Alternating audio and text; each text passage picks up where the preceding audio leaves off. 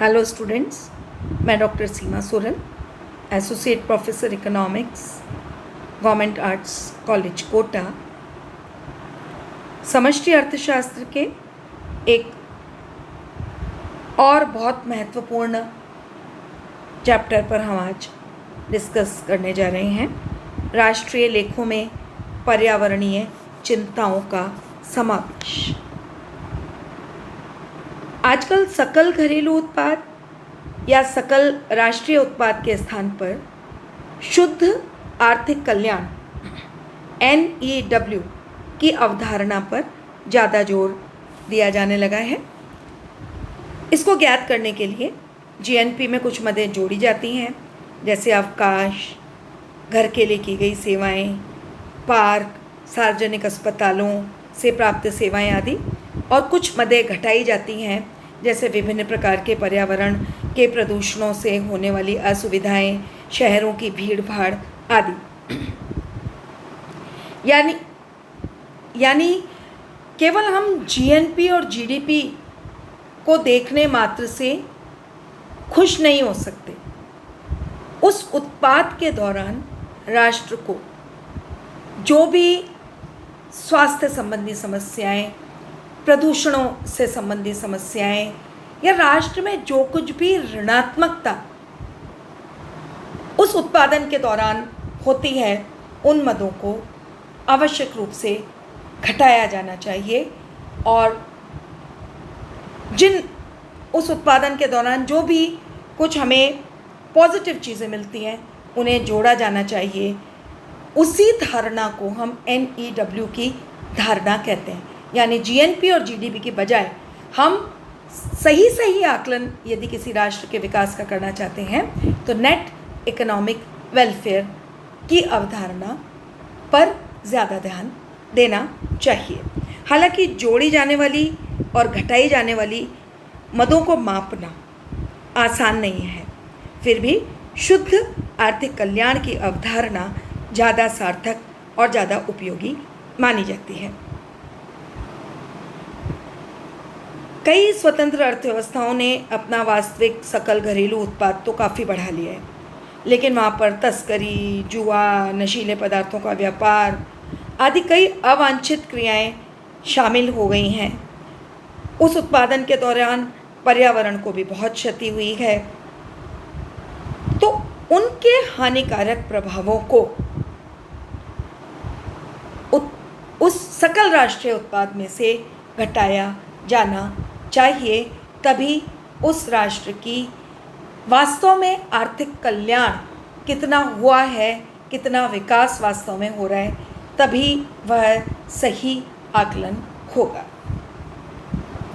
एक विरोधी ने तो यह यहाँ तक कह दिया है, और इसको सैमुअल्सन ने अपनी पुस्तक में कोट किया है, कि मुझे तुम्हारे समस्त उत्पादन व तुम्हारे डॉलरों तथा तुम्हारे सकल घरेलू उत्पाद के बारे में मत बोलो।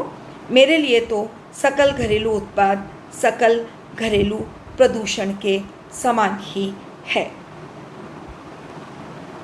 अब प्रश्न उठता है कि ग्रीन इश्यूज किसे कहते हैं। आजकल समष्टि अर्थशास्त्र में ग्रीन इश्यूज एक बहुत इम्पॉर्टेंट टॉपिक है डिस्कशन का। तो अर्थशास्त्र पर जो ऑक्सफोर्ड की डिक्शनरी है, उसने ये बताया है कि आर्थिक क्रिया और विशेषतया आर्थिक प्रगति के फलस्वरूप कई पर्यावरणीय प्रश्न उत्पन्न होते हैं, जैसे वनों की कटाव, पौधों और पशु की प्रजातियों की समाप्ति, जैव विविधता की क्षति के कारण उत्पन्न जलवायु के परिवर्तन, वायु प्रदूषण, जल प्रदूषण, विकिरण तथा उर्वरकों और कीटनाशकों के अत्यधिक उपयोग से कई प्रकार की स्वास्थ्य समस्याएं भी उत्पन्न होती हैं। तो प्रश्न यह उठता है कि ऐसा आर्थिक विकास क्या सही माना जाए, जिसके कारण इतनी सारी समस्याएं उत्पन्न हो गई हैं। कई बार ये हमें गंभीर संदेह भी उत्पन्न होता है कि आर्थिक विकास की वर्तमान और भावी दरें टिकाऊ भी हैं या नहीं, या ये विकास विश्व को महाविपत्ति और महासंकट की ओर ले जा रहा है। आज के युग में चाहे वह विकसित राष्ट्र हो, चाहे वह विकासशील राष्ट्र हो, कई प्रकार के पर्यावरण प्रदूषण पाए जाते हैं, जैसे जल प्रदूषण, वायु प्रदूषण, नॉइज़ पॉल्यूशन, ओजोन परत का क्षय होना, ग्रीन हाउस का ऊष्मीकरण, ओजोन परत का क्षय, ये सब अंतर्राष्ट्रीय स्तर के प्रदूषणों में आते हैं। जबकि जल प्रदूषण, वायु प्रदूषण, ध्वनि प्रदूषण, मिट्टी का कटाव, जैव विविधता का क्षय होना, ये सब राष्ट्रीय पर्यावरण की श्रेणी में आते हैं। तो पर्यावरणीय प्रदूषण मानव के स्वास्थ्य को बहुत ज़्यादा हानि पहुंचाता है, अर्थव्यवस्था में विभिन्न प्रकार से उत्पादकता को भी घटाता है और इन सब का आर्थिक विकास पर गहरा प्रभाव पड़ता है।